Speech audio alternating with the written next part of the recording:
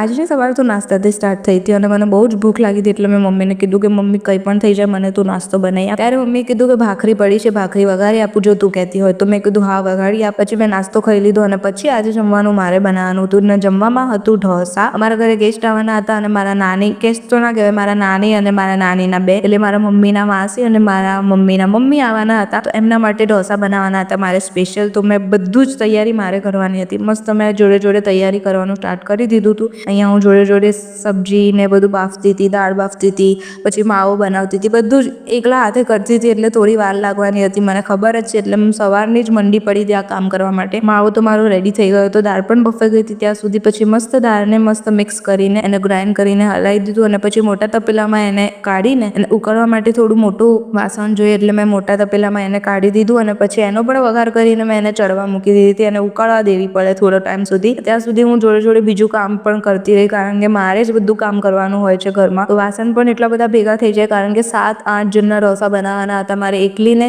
જોડે જોડે કામ પણ કરવાનું હતું, તો મેં કીધું કે ચલો ભાઈ કામ પણ જોડે જોડે કરી લઈએ, કારણ કે હું એકલી જો બધું જ ભેગું થઈ જશે તો કંટાળી જશે. જોડે જોડે હું કામ પણ કરતી હતી, વાસણ ઘસી કાઢ્યા, વાસણ ગોઠવી પણ કાઢ્યા હતા અને આ બધું જોડે જોડે કામ કરીને પછી મેં કીધું ચલો હવે ઢોસા બનાવવાનું સ્ટાર્ટ કરી દઉં, કારણ કે 7-8 જણા ક્યારે ખાઈ રહેશે, ક્યારે હું બનાવી રહીશ. તો પછી મેં દાળ બની ગઈ હતી, સાઈડમાં મૂકી દીધી અને ગેસ ઉપર તવો પણ મૂકી દીધો તો ઢોસાનો મસ્ત ઢોસા પણ ચડી ગયા હતા. તમે જોઈ શકો છો મસ્ત ગોળ થાય છે. તો યાદ as for the video, C you in the next vlog. જય શ્રી કૃષ્ણ.